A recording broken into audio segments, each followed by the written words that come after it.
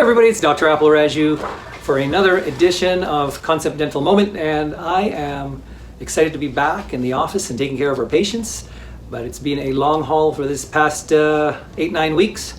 I'm hoping you're all doing well and keeping mentally positive as we move forward in reopening in Alberta. Another beautiful day here. I just wanted to touch base on something that I noticed is what is everybody really grateful for, or what's COVID meant to you, to your family, to your work relationship or work? What's that been like for you? Have you been at home enjoying time with your family, baking, getting outdoor if you could, doing DIY? Home Depot seems to be doing brisk business. What's that been like for you?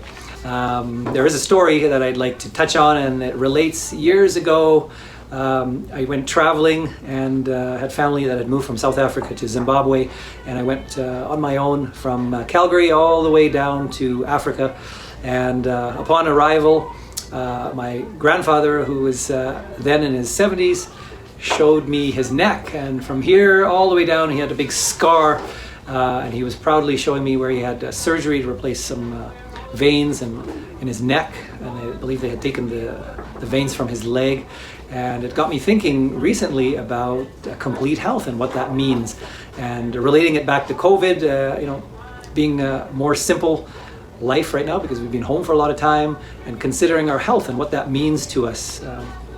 Most of us spend a lot of time, me included, planning our vacations, what hotel, what flights, what convenience, what layovers we're going to have in our hotel, what's the amenities like, what kind of swimming pool, especially if you have kids, what's the meals like, and we spend a lot of time about that kind of stuff. Most of us don't spend time thinking about what our health's going to be like in 10 years or 20 years or 30 years. Most of us, especially if you're in your 20s and 30s, think we're going to live forever until we get sick or something happens, we get injured, and then health becomes a major priority. And with this lockdown over this last little while, really the world's come to a shutdown, and we've been left thinking, what's our health like, especially with COVID and a number of people who have unfortunately passed away with COVID-related illnesses. What is that supposed to look like for us that are not sick yet or don't have any major health considerations or complications that we're dealing with on a daily basis? And I wanted to show you a document that we do have in our office. It really talks about the pathway to health and wellness, or the pathway to disease. You get to choose. It's always your choice. We give our patients all those options, but from a dental's perspective, what do we deal with? It's typically oral health, and the complete health method is really connecting what's happening in your mouth to the rest of your body. So I'll briefly show you this because some of our patients asked for it. It's posted in our office, and you get to choose really what is your choice. You got pathway A, which is this way. When you're young and healthy, you don't think about.